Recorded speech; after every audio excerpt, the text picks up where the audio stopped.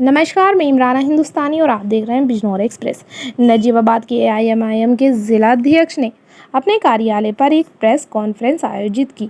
इस मौके पर पार्टी के प्रदेश सचिव अब्दुल सलाम, जिला मुख्य महासचिव मुजाहिद जमा खान, पश्चिमी प्रदेश सचिव इंतजार मूसा, विधानसभा अध्यक्ष मुफ्ती आसिफ जमाल और पार्टी के कार्यकर्ता मौजूद रहे।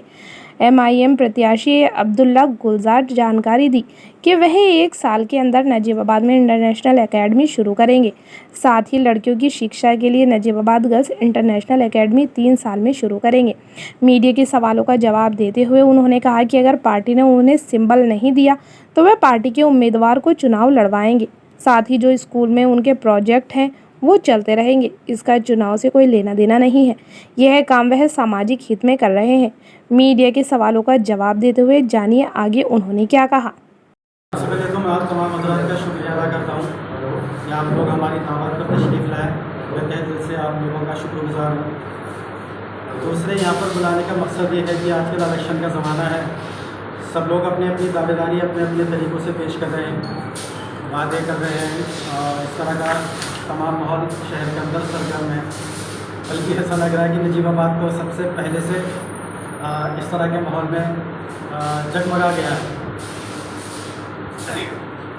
तो इसी सिलसिले में हम लोग, चूँकि आप लोग जानते हैं कि एमआईएम का भी यहाँ से कैंडिडेट इलेक्शन लड़ेगा, जिसमें अल्हम्दुलिल्लाह हमारी दावेदारी है।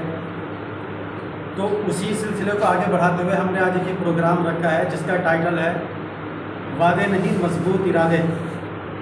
वादे तो सब लोग करते हैं और वादों की कोई गारंटी नहीं होती कि वादे टूट भी जाते हैं, लेकिन इंशाअल्लाह इरादा जब किसी इंसान का होता है तो वो देर सवेर सही, लेकिन अल्लाह उसको तकमील में ज़रूर लाता है। इसलिए इलेक्शन में हम लोग कोई भी वादा नहीं करेंगे। इंशाअल्लाह हमारे मजबूत इरादे हैं जो वक्तन फ़वक्तन मंज़िल आम पे आते जाएंगे। उसी वादे की कड़ी को शुरू करते हुए हमारा पहला प्रोग्राम ये है कि अगर हमें अल्लाह ताला कामयाब करता है और अगर 1% आवाम किसी वजह से कामयाब नहीं भी करती तो जो हमारा प्रोग्राम स्कूल का है, इंशाअल्लाह इसको हम हर हाल में शुरू करेंगे। स्कूल सबसे ज़्यादा कमी हमारे शहर के अंदर आज स्कूल की महसूस होती है कि कोई मेयारी स्कूल हमारे लोगों का नहीं है। स्कूल का नाम इंशाअल्लाह नजीबाबाद इंटरनेशनल एकेडमी होगा। दूसरा स्कूल जो कि गर्ल्स के लिए है, उसके बाद उसका नाम नजीबाबाद गर्ल्स इंटरनेशनल एकेडमी होगा इंशाअल्लाह, जिसमें किसी भी तरह का कोई भेदभाव नहीं होगा। अमीर और गरीब सब लोग बराबर होंगे और 25% से लेकर के 30% तक इंशाअल्लाह उसके अंदर फ्री एजुकेशन दी जाएगी। उन गरीब बच्चों को जिनके अंदर टैलेंट होता है, सलाहियतें होती हैं, लेकिन फाइनेंस की कमी की वजह से वो लोग एजुकेशन में आगे नहीं बढ़ पाते हैं, इसलिए इंशाअल्लाह 25 से 30% तक उन लोगों को मेरिट बेस पे हम लोग एजुकेशन फ्री करेंगे। स्कूल बहुत मेयारी होगा, मॉडर्न एजुकेशन होगी और जितने भी मॉडर्न इंस्ट्रूमेंट और मॉडर्न जितना भी आजकल चल रहा है सीबीएसई बोर्ड से रिलेटेड होगा इंशाअल्लाह। बहुत हाई क्लास लेवल का स्कूल होगा जो यहाँ के बड़े बड़े स्कूल हैं उनके मुकाबले का होगा, उनको टक्कर देगा। और इसका ताल्लुक इलेक्शन के जीतने ना जीतने से नहीं है। ये इंशाल्लाह हर हाल में स्कूल शुरू होगा। स्पीड थोड़ी सी कम और ज़्यादा हो सकती है, लेकिन इंशाल्लाह स्कूल ज़रूर चालू। अब आप लोग सोचना चाहिए मुझे लगता है ये स्कूल जो आप बता रहे हैं कि आपके स्तर से होगा या पार्टी के स्तर से होगा? नहीं, ये हमारे स्तर से होगा, अपना पर्सनल। आप लोगों को शायद मॉडल और आइडियोलॉजी पार्टी की होगी। जैसे ओवैसी साहब के हैदराबाद के अंदर स्कूल्स हैं, उसी मॉडल पे उसी पैटर्न में इंशाल्लाह हम शुरू करेंगे, लेकिन ये पर्सनल होगा। इंटर कॉलेज स्टार्ट करेंगे या फिलहाल? ये फिलहाल 12th तक का होगा और 12th के बाद इंशाल्लाह धीरे धीरे कोशिश तो करेंगे कि अल्लाह मेडिकल कॉलेज तक लेके जाए, लेकिन स्टार्टिंग इंशाल्लाह 12th तक के स्कूल से होगी। कोई जगह डिसाइड हुई? जगह 2-3 जगह और इंशाल्लाह फाइनल 2-3 जगह का भी ऐलान कर देंगे कि हम यहाँ पर स्कूल शुरू करने जा रहे हैं। कब तक? इंशाल्लाह पहला स्कूल तो 1 साल के अंदर अंदर हम शुरू कर देंगे और जो दूसरा स्कूल है गर्ल्स के लिए वो इंशाल्लाह 3 साल के अंदर अंदर हम लोग शुरू कर देंगे। आपने अभी कहा कि फ्री शिक्षा होगी जी, 25 से 30% फ्री होगी। 25 से 30% फ्री शिक्षा फ्री होगी। ये बात कितनी मजबूत है? जी, ये तो वक्त आने में पता चलेगा इंशाल्लाह। वक्त का इंतजार करना पड़ेगा इसके लिए। बिल्कुल, असल में वजूद में आने के बाद ये बता सकते हैं ना, मजबूती और अदम मजबूती का तो तभी पता चलेगा। अभी हम इंशाल्लाह पूरे कॉन्फिडेंस और वादा कर रहे हैं इंशाल्लाह 25 से 30% तक फ्री होगी। नहीं, इसमें एक बात छुपी हुई है जी, आपने लिखा है नजीबाबाद इंटरनेशनल एकेडमी 1 साल में शुरू करेंगे। जी। 1 साल में चुनाव उन्होंने निमट जाएंगे। अब उसके बाद क्या पता शुरू होगा भी या नहीं होगा, जी, ये तो गर्भ में छुपा है। जी जी, मैं उसी को खोलना चाह रहा हूँ कि इलेक्शन से इसका कोई लेना देना नहीं है। 1 साल का मतलब इसके अंदर ये नहीं लिखा कि इलेक्शन के बाद 1 साल, इंशाल्लाह 1 साल के अंदर अंदर स्कूल शुरू करेंगे, क्योंकि हम बचपन से इस चीज़ को इसकी कमी महसूस करते आ रहे हैं।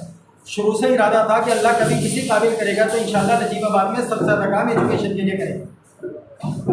इलेक्शन और राजनीति दोनों एक दूसरे की बहनें हैं, लेकिन सिर्फ इलेक्शन लड़ना ही राजनीति नहीं है। नहीं, 2017 इलेक्शन में मुद्दा तो आपने बनाया है ना इसको, जी है ना? बिल्कुल जाहिर सी बात है आप इसका प्रॉफिट लेना चाहते हैं। बिल्कुल।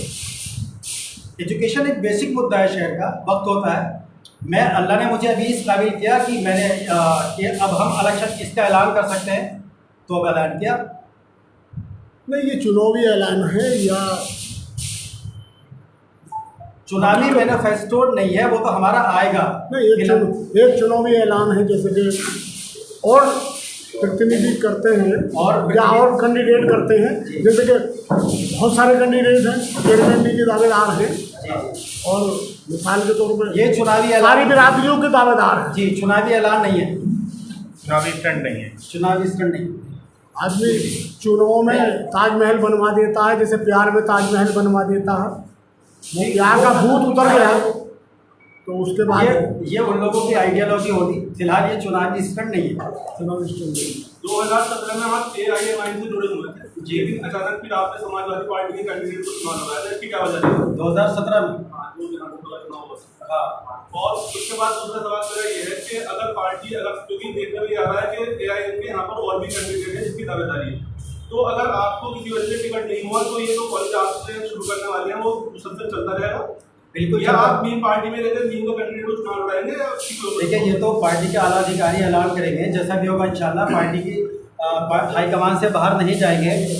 उसके अलावा जहाँ तक 2017 की बात है, राजनीति उस टाइम मुझे ये लगा कि ये पार्टी, क्योंकि एक ही मुद्दा मुसलमानों के पास होता था, जब जाकर के देखा उस पार्टी के अंदर के मुसलमानों के लिए क्या है और क्या नहीं है, या हम लोगों के लिए कौन मुद्दे उठाता है नहीं उठाता है, तो उस चीज़ का एहसास हुआ तो मैंने बैक किया।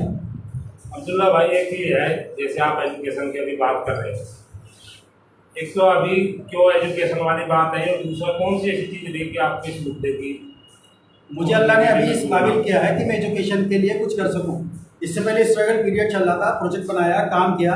अब अल्लाह ने इस काबिल किया कि इंशाल्लाह ग्राउंड लेवल पर भी काम करेंगे। जो बेसिक ज़रूरत है तो कभी ना कभी तो शुरुआत करनी पड़ती है। अगर वक्त अच्छा, मौका अच्छा मिले तो और अच्छी बात है। चुनाव लड़े या न लड़े आप स्कूल देंगे इंशाल्लाह। ये चुनाव से लेना देना नहीं है, और भी काम किए हैं। अभी हमने ई रिक्शा चलाई है, तो उसका चुनाव से लेना देना नहीं है। जून से शुरू हो रही है, पता नहीं चुनाव कब, चुनाव का तो कोई ऐलान ही नहीं है।